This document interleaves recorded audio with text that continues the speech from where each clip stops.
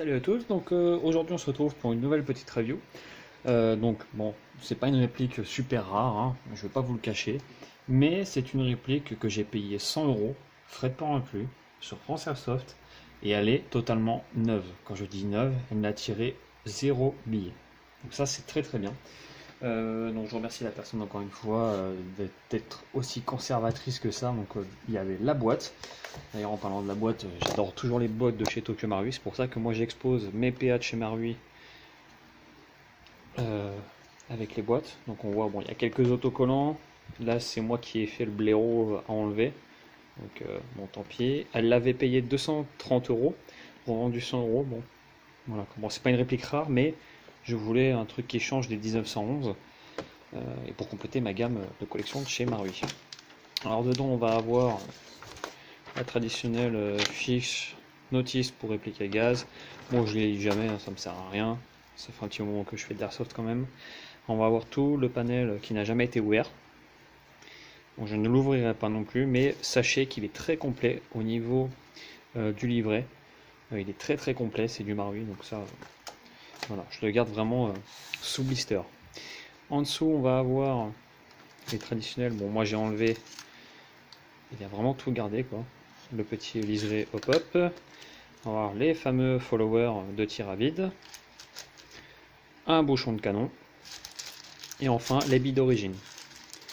Et on a vraiment, quand je l'ai reçu, j'étais vraiment sur le cul de trouver autant un truc aussi neuf quoi. Et pour un prix qui est vraiment dérisoire. Alors que je pourrais l'avoir sur Rainbow 8, hein, comme vous le savez, je suis très fan de ce site là. Donc forcément derrière je serais tenté de craquer si jamais je ne l'avais pas trouvé sur France Airsoft. On va avoir un rail Picatinny qui viendra se fixer sur en dessous le PA, il est en métal, donc c'est la première fois que je le sors. Et on a, ça j'avais pas vu, on a les petites vis qui viennent avec. Bon bah c'est très bien. Hop. Je ne le mettrai pas, tout simplement que je n'en servirai jamais. Donc il y a déjà les pré-perçages ici, on verra que sur le PA, je crois qu'ils n'y sont pas, il faudra les faire soi-même.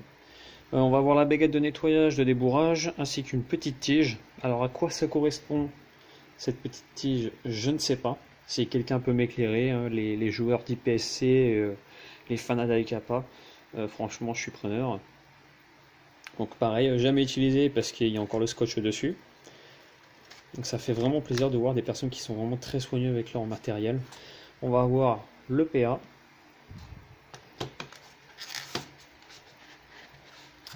Un chargeur.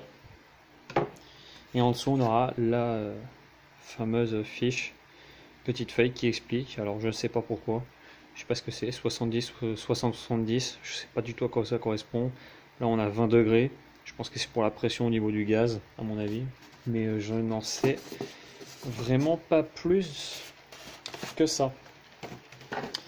Alors, ce petit PA, alors ce n'était pas un achat prévu à la base. J'avais 100 euros de budget, donc comme vous n'êtes pas sans savoir, je repars aux États-Unis d'ici quelques jours pour une durée de 2 semaines. Donc forcément, je vais aller faire un petit tour chez Evike. Je vous ferai une très belle vidéo de là-bas, vu que j'ai prévu tout le matériel pour. Donc vous en faites pas, et je vous ferai donc une vraie vidéo très bien détaillée, de bonne qualité, comme j'essaie de faire depuis un petit moment. Alors cette réplique, forcément c'est du Tokyo Marui, c'est en ABS, à part le lower, la frame ici est en métal, ça doit sûrement être du Zamac. Hein. Bon, personnellement je ne changerai rien en pièces dessus, je le laisse totalement d'origine. J'ai forcément tiré quelques billes avec, je l'ai démonté, dégraissé, regraissé, zéro souci, hein, même de base, bah, c'est Marui, hein, forcément. Au niveau du chargeur, on va avoir une capacité de 31 billes, donc c'est très bien. Moi je suis assez gourmand au niveau billets gaz quand je joue au PA. On va avoir quelques petits marquages de chez Tokyo Marui. For exporter France only, Tokyo Marui, made in Japan. C'est très bien fini. Vous voyez, on a vraiment quelque chose de très beau. C'est compatible, ça va sur les comment les iCappa WGC avec mon baby iCappa. Talon en ABS qui est relativement fragile. C'est pour ça que je ne jouerai pas avec. Bien que ça me laisse tenter vu le prix que je l'ai payé. Et puis c'est pas une réplique très, très rare. Mais dans l'état où je l'ai eu, très franchement, ça ne vaudrait pas le coup de l'abîmer en partie. Alors voilà cette réplique. Hein, pas très légère non plus. Mais bon, ça reste light. Ça a le point d'un Glock, on va dire. Avec un chargeur, ça, ouais, c'est un petit peu le point d'un Glock, un petit Glock 19 en réel, pour ceux qui font du tir sportif ou qui ont déjà apporté un Glock. Au niveau finition, on a une très belle finition. Malheureusement, on aura quelques points de moulure, des traces de moulage. C'est les premiers GBB de chez Marui, donc faut être indulgent. Ils ont énormément progressé depuis. Hein. C'est pas non plus horrible, mais bon. On va avoir quelques marquages non réalistes, donc OPS, MRP calibre 45, et là on a tout un tas de chiffres. Alors, à quoi ça correspond? Je ne sais pas. Je pense que c'est leur référence à eux. On va avoir R. Qu'est-ce que c'est indiqué là? C'est MRF, je crois. Je vois pas trop bien. Ensuite, on va avoir OPS MRP. De l'autre côté, MRP-ST, OPS-MRP, OPS-MRP, Made in Japan, Tokyo Marui SGK, MRP Kali 45. Alors, pour ceux qui adorent le tir sportif comme moi, style IPSC, oui, ça ressemble à du STTI, ou du STI, pardon, à tout ce qui est tir IPSC, mais bon, ça s'en éloigne pas mal. Hein. Mais c'est une très bonne base pour faire du tir IPSC, c'est vraiment l'EPA fait vraiment pour, quoi. Forcément slide en ABS mobile, Marui, hein, qui est short trocable, donc ça n'a pas de problème. On va avoir, comme je vous ai dit, les traces de moulage au niveau du canon. Et juste là, bon, c'est très discret, mais à ce moment-là, moi je suis assez puriste sur ça, donc bon, c'est dommage, mais bon, c'est un peu tortillé du cul pour chez droit, comme on dit. Donc on a des stries en haut pour faire le petit design. On va avoir un arrêtoir de culasse type standard. Donc vous voyez, pour ça que moi je vais sur le prochain custom que je prépare, vous verrez, je vais mettre quelques petits accessoires très sympas. On va avoir un bouton d'extraction de chargeur ni trop lourd ni trop léger. Il faut vraiment appuyer un petit peu dessus, mais ça s'éjecte direct. Il n'est pas ambidextre, comme on peut voir ici. Il ne sera pas possible de mettre de l'autre côté. Néanmoins, il existe des boutons d'extraction de chargeur pour pouvoir les libérer de l'autre côté. On va avoir une sécurité ambidextre qui n'a aucun jeu et qui est très bien crantée. Vous voyez, hop, elle là. Voilà, vraiment un très léger jeu. Alors vraiment très léger. Hein. C'est genre juste ça quoi. Comparé à du chip, franchement, on n'a vraiment pas du tout à se plaindre. Au niveau de la poignée, on aura quelque chose d'ergonomique, légèrement rectangulaire. Bon, ça tient dans une main. Moi j'aime bien, c'est pas gênant. Moi qui ai des grosses paluches.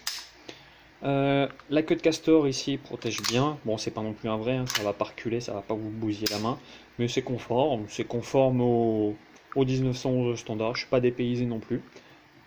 Le make spring a une texture grippée, donc on a vraiment un ABS très dur. On a une sorte de magwell, un début de magwell, ce qui fait que si on insère le chargeur de côté comme ceci, tout de suite on va trouver, tac, on peut engager.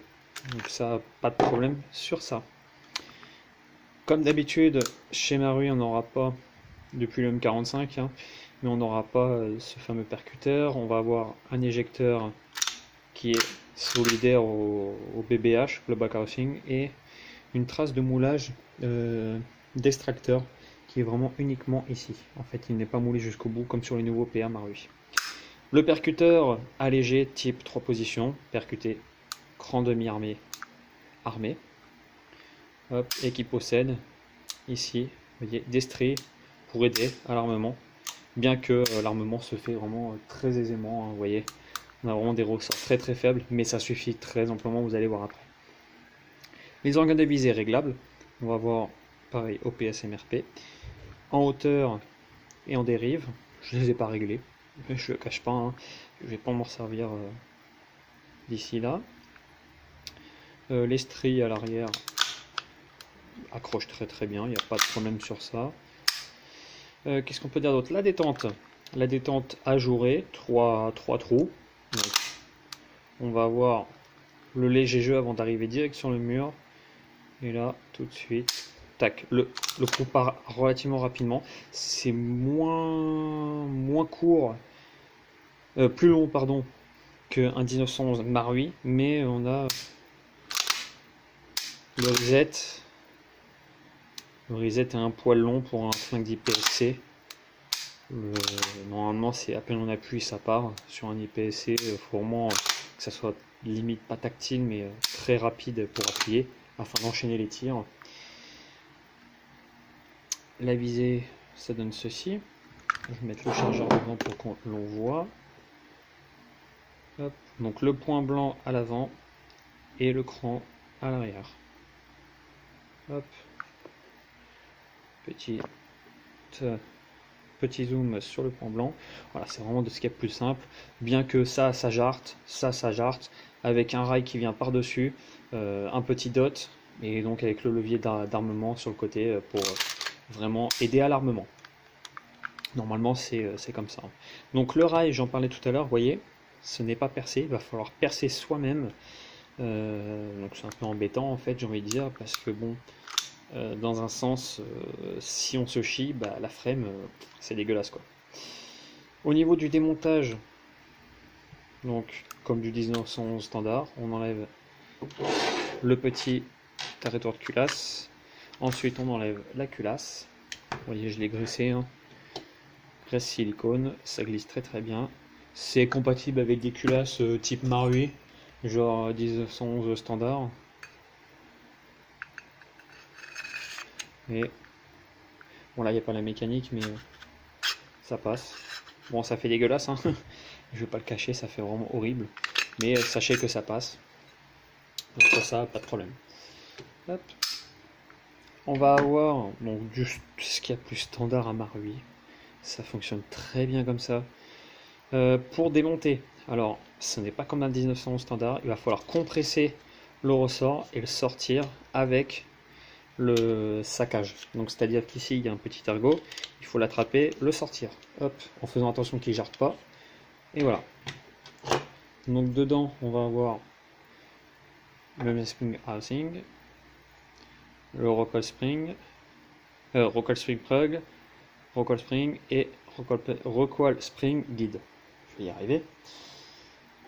Hop, on remonte tout ça. Ensuite, pour sortir le canon, on vient pousser vers l'avant. Il n'y a pas de barrel bushing. Hop, et voilà. Donc, hauteur barrel en plastique. On va avoir MRP .45 ACP. Là, on va avoir comme je vous ai dit, une trace de moulage ici. C'est vraiment dommage, hein. Bon, c'est pas non plus gênant. C'est pas ce qui va se voir en premier. Le réglage au pop ici.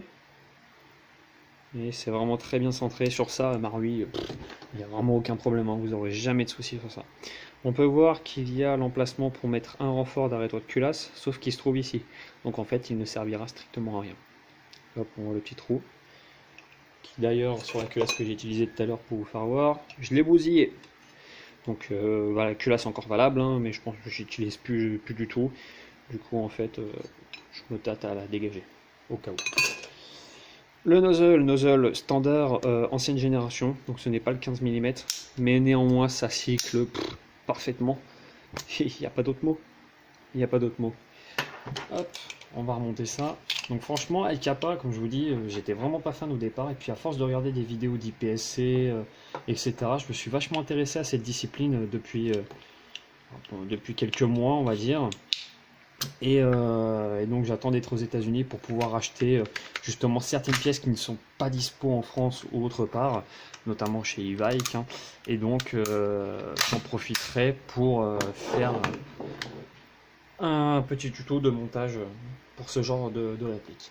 Alors niveau gaz, les Marui sont développés avec du 134A et il s'avère que j'en ai donc ce n'est pas interdit vu que c'est ceci.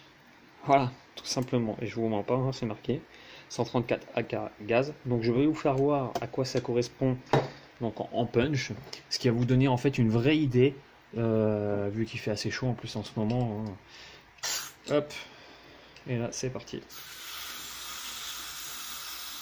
Je vais vous donner une petite idée de comment ça cycle avec du 134A, le kick on va dire, et on va faire un test de puissance également, pour vous rendre compte qu'en fait un PMR8 ça tape vraiment, mais alors vraiment pas fort. Sur ça on n'aura pas de souci quoi. Ça gêne un petit peu. Ah, j'oubliais également, pousser la bouteille, j'oubliais également, on peut armer la réplique et pouvoir tirer. Voilà. Vous voyez.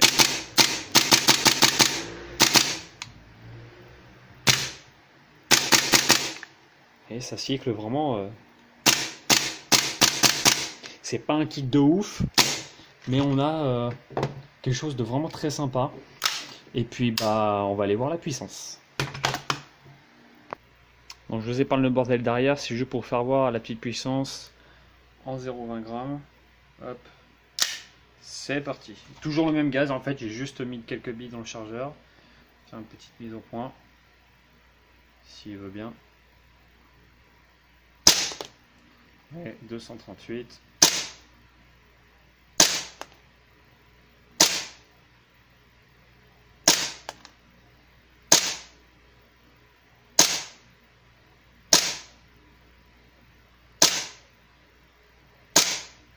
Voilà. Ensuite, on va voir un petit peu. Hop, je vais zoomer. Voilà. Donc, on voit bien le maximum que j'ai eu, c'est 239. Il fait extrêmement chaud.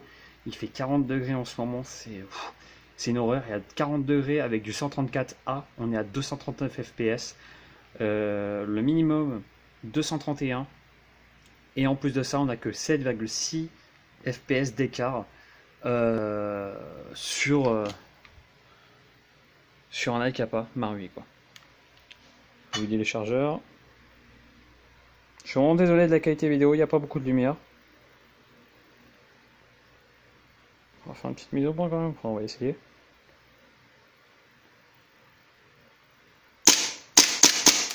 Voilà, bon il y avait plus grand chose. Et puis on va passer à la conclusion.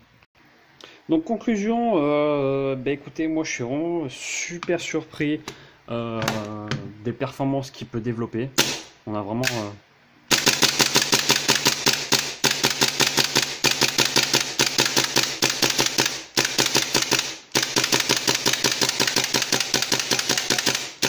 voyez, avec un plein de chargeurs, avec une bombe d'air pour clavier, ça coûte environ 10 €. Et encore, j'ai eu dans un Carrefour, donc je peux encore retrouver moins cher. On a quelque chose qui libère plus d'un chargeur sans souci. Et malgré ce qui fasse très chaud, on a vraiment des puissances très basses et une culasse qui ne risque pas de casser. Bah écoutez, moi je vous remercie encore de me suivre. Vous êtes de plus en plus nombreux, bien que ça monte petit à petit. Je demande pas de s'abonner, je demande pas de laisser de commentaires ni de j'aime, de quoi que ce soit. Je demande juste vos retours à propos des reviews, ce qui peut être amélioré, ce qui peut être changé, etc. Et puis surtout, donnez-moi votre retour sur les customs que vous avez fait sur cette réplique ou sur base Alcapa, parce que moi ça m'intéresse énormément pour me faire vraiment une idée de base pour avoir un PA pour faire de l'EPS. Donc bah voilà, moi je vous dis à la prochaine. Ciao!